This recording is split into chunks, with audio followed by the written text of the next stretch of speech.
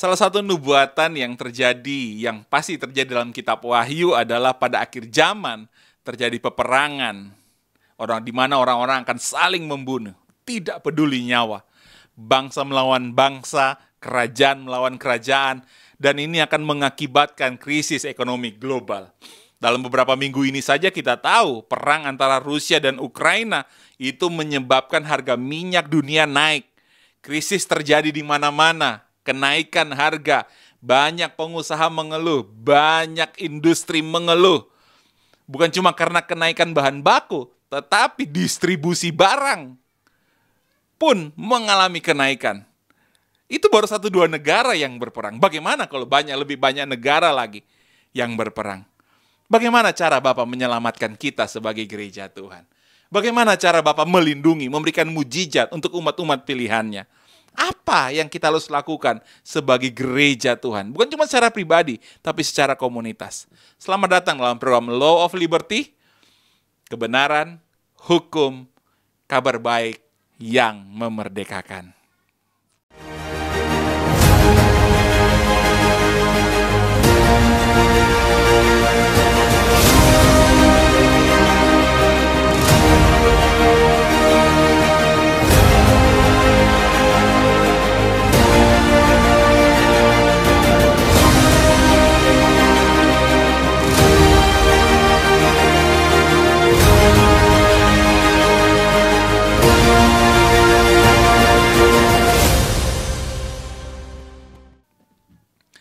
Bapak Ibu Saudara yang dikasihi Tuhan Yesus Kristus, jika saudara mengikuti program Law of Liberty sepanjang 3 hari kemarin, kita sedang membahas tentang 4 pilar gereja.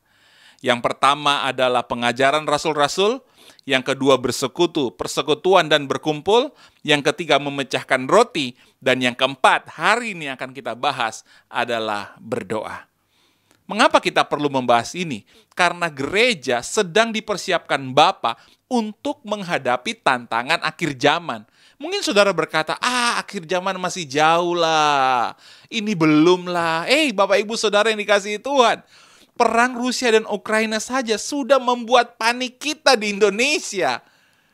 Kita bersyukur pemerintah masih memberikan subsidi BBM, sehingga harga BBM tidak melonjak naik seperti yang terjadi di negara-negara lain. Kita bersyukur untuk hal itu. Seandainya tidak ada subsidi dari pemerintah seperti itu, pasti akan terjadi demonstrasi di mana-mana yang bisa berujung kekacauan karena ada kepentingan politik di dalamnya. Tapi kita bersyukur kita punya Bapa yang mengasihi kita. Akhir zaman ini ada di depan mata kita.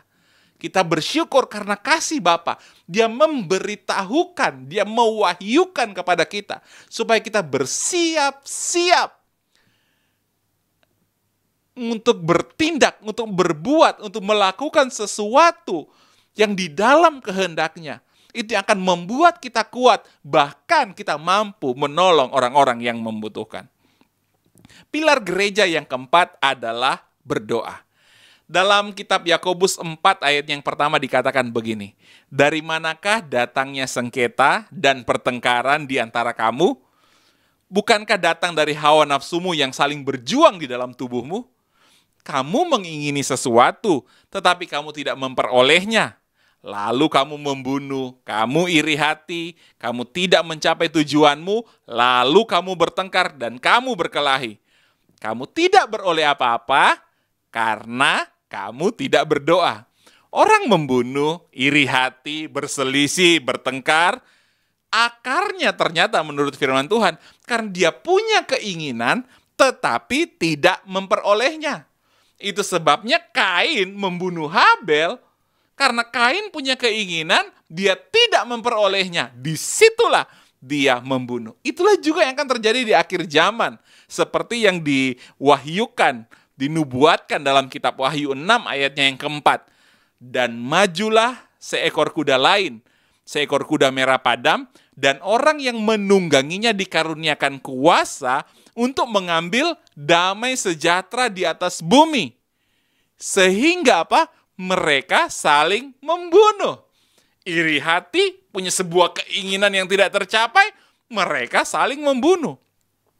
Jadi Bapak Ibu Saudara yang dikasihi Tuhan, Akar dari peperangan, saling membunuh, pertengkaran, pertikaian, itu karena keinginan yang tidak tercapai. Dan solusi supaya kita mendapatkan apa yang kita inginkan adalah berdoa. Itu sebabnya Yakobus 4 ayat yang kedua dikatakan begini, kamu tidak memperoleh apa-apa karena kamu tidak berdoa. Namun perhatikan ayatnya yang ketiga. Atau kamu berdoa juga, tetapi kamu tidak menerima apa-apa karena kamu salah berdoa. Ada orang yang tidak memperoleh apa-apa karena tidak berdoa. Ada orang yang tidak memperoleh apa-apa karena salah berdoa. Sebab apa yang kamu minta itu hendak kamu habiskan untuk memuaskan hawa nafsumu. Kamu tidak memperoleh apa-apa karena kamu salah berdoa. Apa yang kamu minta hendak kamu habiskan untuk memuaskan hawa nafsumu. Dengan kata lain, jika keinginanmu tidak tercapai, maka berdoalah yang benar kepada Bapa.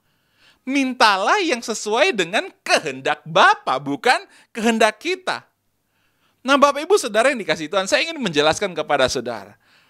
Gereja mula-mula berdoa, mereka tidak pernah berpikir untuk kepentingan mereka sendiri.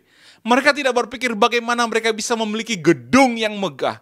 Mereka tidak berpikir bagaimana supaya mereka memiliki acara-acara yang menarik. Atau mereka bisa menjadi viral kemana mereka. Mereka juga tidak berpikir bagaimana jemaat mula-mula menjadi kaya, menjadi berkelimpahan, hidup, leks, dan lain sebagainya. Mereka tidak berpikir itu. Tetapi apa yang ada dalam pikiran jemaat mula-mula adalah begini. Bagaimana supaya Injil, kabar baik, supaya kebenaran firman Tuhan itu dapat diberitakan dan jiwa-jiwa kemudian menerima keselamatan. Saya tidak anti gereja yang besar. Saya tidak anti dengan pelayanan yang viral. Saya tidak anti dengan kehidupan yang diberkati hingga berkelimpahan. Bukan, saudara. Tetapi kalau kita mau memahami tujuan atau hati Bapa sesungguhnya memberkati kita, itu bukan tentang kita, tetapi tentang jiwa-jiwa. Dan kita hanya alat yang dipakai, diberkati untuk menopang, menyelamatkan jiwa-jiwa. Itu sebabnya dalam Kisah Rasul 4 ayat ke-29 hingga 31 di sana dikatakan, inilah yang menjadi doa jemaat mula-mula begini. Mereka berdoa demikian. Dan sekarang ya Tuhan, lihatlah bagaimana mereka mengancam kami. Berikanlah kepada hamba-hambamu keberanian untuk apa? Memberitakan firman. Yang mereka minta bukan berkat, mereka minta bukan kelimpahan, tapi yang mereka minta adalah keberanian untuk memberitakan firman. Orientasinya kepada jiwa-jiwa, keselamatan jiwa-jiwa. Yang kedua yang mereka minta apa? Ulurkanlah tanganmu ya Tuhan untuk menyembuhkan orang. Adakanlah apa? Tanda-tanda dan mujizat-mujizat dalam nama Yesus hambamu yang kudus. Dan ketika mereka berdoa, goyanglah tempat mereka berkumpul itu. Dan mereka semua penuh dengan Roh Kudus. Lalu mereka memberitakan firman Tuhan dengan berani. Pada masa itu jemaat mula-mula dipersekusi. Mereka hidup dalam tekanan, mereka dianiaya karena mereka dianggap sesat, Bapak Ibu Saudara. Mungkin kondisinya samalah dengan keadaan kita.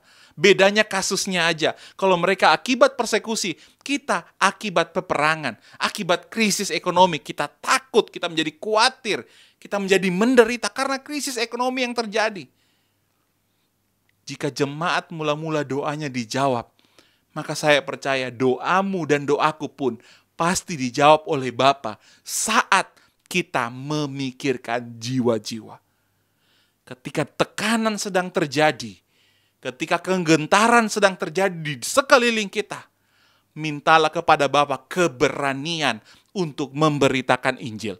Mintalah kepada Bapa tanda-tanda, mujizat-mujizat untuk memberitakan Injil. Dengan kata lain begini, arahkan hati dan pikiran kita untuk kepentingan jiwa-jiwa yang diselamatkan dari kondisi yang sedang terjadi. Bapak Ibu Saudara yang dikasihi Tuhan Yesus Kristus, di masa pandemi ini banyak orang berhenti atau mengingkari panggilannya. Kenapa? Karena dia harus fokus dengan bagaimana kehidupannya. Saya tidak menyalahkan hal itu. Tetapi tahukah saudara, Bapa memanggil kita karena Bapa punya rencana besar di dalam kehidupan kita. Bapa memanggil kita karena Bapalah yang akan memperlengkapi kita. Bukan tentang diri kita sekali lagi, tetapi tentang keselamatan jiwa-jiwa yang Bapa tuntun kita nantinya untuk kita bisa menjadi berkat dalam terang, kebenaran, dan kasih. Jika kita berdoa untuk memuaskan hati Bapa, yaitu keselamatan jiwa-jiwa, maka segala doa kita pasti akan dikabulkan, pasti akan dijawab oleh Tuhan. Hari ini kita mau belajar. Kita berdoa bukan memikirkan tentang diri sendiri, tapi kita memikirkan tentang bagaimana supaya Injil tetap diberitakan, bagaimana supaya umat Tuhan tetap dikuatkan, tetap diselamatkan. Justru di masa-masa krisis, masa-masa sulit seperti ini, gereja Tuhan dipanggil, jemaat Tuhan dipanggil, saudara dan saya dipanggil untuk bisa saling membantu, saling menguatkan sesama tubuh Kristus. Itulah sebabnya dalam Roma 15 ayat yang pertama dan kedua dikatakan demikian. Kita yang kuat wajib menanggung kelemahan orang yang tidak kuat. Dan jangan kita mencari kesenangan diri kita sendiri. Setiap orang di antara kita harus mencari kesenangan sesama kita demi kebaikannya dan membangunnya. Waktu kita menopang orang lain, waktu kita menguatkan orang lain, membantu orang yang lemah, firman Tuhan berkata, kita berbuat itu untuk membangun orang itu. Galatia 6 ayat yang kedua dikatakan demikian. Bertolong-tolonglah kamu menanggung bebanmu. Demikianlah kamu memenuhi hukum Kristus. Garis bawahi kata hukum Kristus. Sesuatu yang paten, sesuatu yang pasti. Hukum Kristus. Waktu kita bertolong-tolong, mensupport, membantu yang lemah, kita memenuhi hukum Kristus. Apa yang dimaksud dengan hukum Kristus? Ayatnya yang ke-7 dikatakan demikian. Jangan sesat. Bapa tidak membiarkan dirinya dipermainkan. Karena apa yang ditabur orang, itu juga yang dituainya. Ayatnya yang ke-9. Janganlah kita jemu-jemu berbuat baik. Karena apabila sudah datang waktunya, kita akan menuai. Perhatikan, jika kita tidak menjadi lemah. Apa yang dimaksud dengan menjadi lemah? Menjadi lemah adalah begini, ketika kita jemu, berhenti untuk berbuat baik. Perhatikan ayat yang ke-10. Karena itu, selama masih ada kesempatan bagi kita, marilah kita berbuat baik kepada semua orang. Berbuat baik kepada semua orang, tetapi terutama kepada kawan-kawan kita seiman. Itu sebabnya di akhir zaman ini kita perlu berkomunitas, kita perlu berkumpul, kita perlu satu iman. Iman kepada Tuhan Yesus Kristus. Dan inilah kita sedang memenuhi hukum Kristus. Konsep Tuhan di mana yang kuat membantu yang lemah. Supaya ketika yang lemah ini menjadi kuat, dia bisa membantu yang lemah lagi. Mungkin saudara bertanya, bagaimana dengan saya? Hei, jangan pernah lupakan. Kita mungkin lemah. Tetapi percayalah, Bapa kita di surga itu kuat. Dia sendiri yang akan mensuplai seluruh kehidupan kita. Jika kita memikirkan orang lain, orang yang membutuhkan, percayalah, bahwa Bapa juga memikirkan kehidupan kita. Jika kita melakukan pekerjaan Bapa di bumi, maka percayalah, Bapa juga akan terlibat aktif untuk di dalam segala pekerjaan-pekerjaan kita di bumi ini. Kenapa? Karena Bapa sangat mengasihi jiwa-jiwa. Tahukah saudara, alasan Bapa memberkati kita, alasan Bapa memberikan mujizat di dalam kehidupan kita, supaya apa? Supaya kita bisa menjadi berkat bagi orang lain, supaya kita bisa menjadi mujizat bagi orang lain. Dengan kata lain, selama kita menjadi berkat, selama kita menjadi mujizat bagi orang lain, maka berkat dari Bapa itu tidak akan pernah berhenti mengalir dalam kehidupan kita. Saudara ingat, janda di Sarfat, kapan minyak itu berhenti? Setelah janda di Sarfat berhenti menuangkan minyak. Seandainya dia terus menuangkan minyak, berkat itu tidak akan pernah berhenti. Seandainya kita terus melakukan pekerjaan-pekerjaan Bapa, seandainya kita terus memperhatikan, mengasihi jiwa-jiwa, memperlengkapi jiwa-jiwa, maka minyak itu, berkat itu, kemuliaan itu tidak akan pernah berhenti mengalir dalam hidup kita. Sekali lagi, ingatlah bahwa satu jiwa itu sangat berharga bagi Bapa di surga. Firman Tuhan berkata, satu jiwa surga bersorak-sorai. Firman Tuhan berkata, satu jiwa, satu mansion. Firman Yesus kan harus kembali ke Bapa untuk menyediakan tempat bagi kita. Kata tempat di sana mansion, bukan cuma rumah, tetapi mansion, rumah yang mewah. Satu jiwa diselamatkan, satu mansion, satu rumah mewah dibangun bagi jiwa-jiwa itu.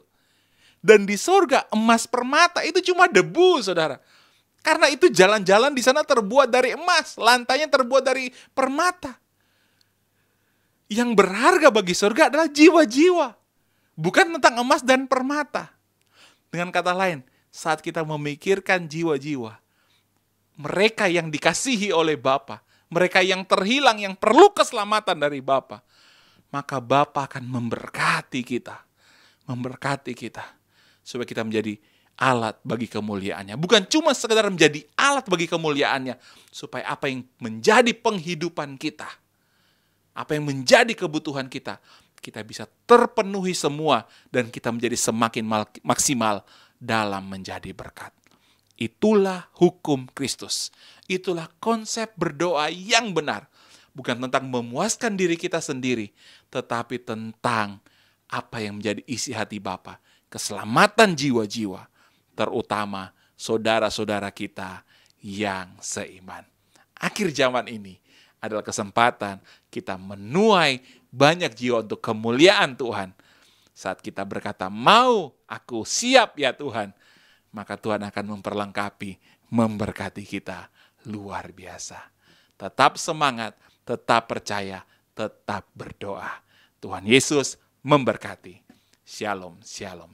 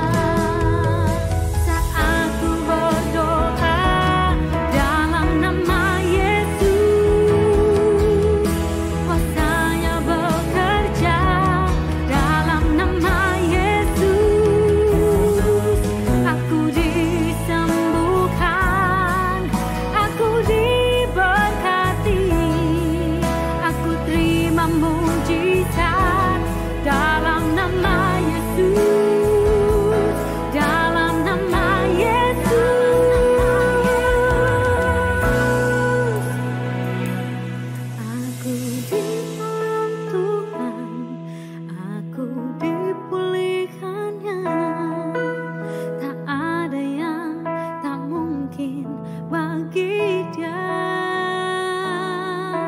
aku ditolong.